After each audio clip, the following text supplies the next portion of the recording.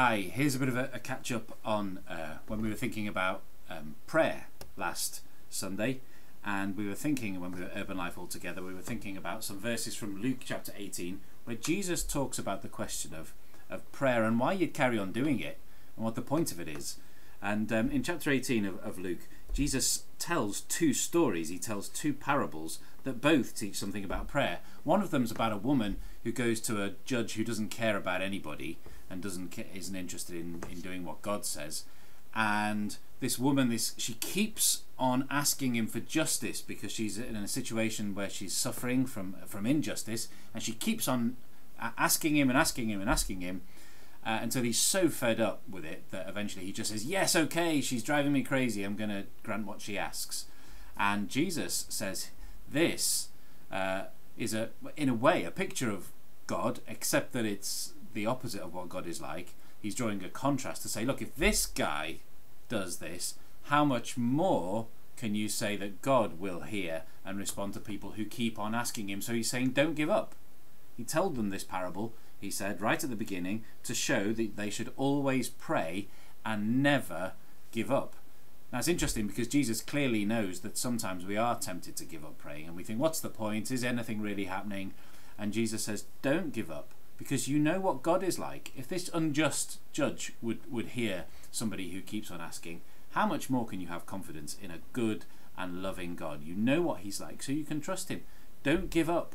Don't give up praying, even when you think it's tough, even when injustice is there, even when it feels like you're just wondering, is anything going to happen? Jesus is saying, I know what that's like.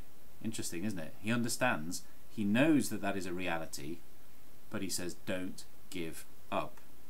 Then he tells another story about prayer where he basically talks about a Pharisee and a tax collector. So Pharisees, the kind of super important, or they like to think they are, religious people, the leaders, and then you've got this tax collector who in those days was not just like somebody from the HMRC, it was somebody who was really, really despised because they were basically a collaborator with the Romans, the occupying forces, so they were basically a traitor. So Jesus tells a story where these two guys are in the temple, and the Pharisee is praying, basically talking to himself, and he is saying how great he is, thank you God, I'm so awesome, not like this guy over here. And in the meantime, the guy over there, the tax collector, is praying, saying, God, have mercy on me, for I am a sinner. And then Jesus, because he likes to tell shocking stories, says, guess who went home justified and right with God out of those two? Not the religious guy. It was actually the tax collector. God heard him, because he hears prayers where people throw themselves on him in humility, humbling themselves and saying, God, I need you. The other guy isn't interested.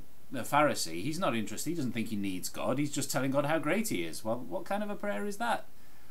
But this guy who comes humbly saying, God, I need you, that is a prayer that God responds to. So you put these two things together, what you've got is Jesus encouraging people to be driven to go on praying with a persistent confidence in the character of God, not to give up, and he's encouraging people to be driven to pray by a humility that recognizes our need of God. And if you get those two things, that is a powerful force to encourage you to keep on praying. Confidence in the character of God and a humility that recognizes how much we need him. And it's interesting how, when you think about how prayer grows when often we're struggling, you think these two things, there's a sense of injustice going on in these stories, and there's also a sense of unworthiness and just that I can't get this right. And Jesus says both of those things, let them drive you to God and not away from him. Let them drive you to him. And that's then I think why he goes on to, in the passage immediately after it, to talk about how you need to be like a child when you come to God.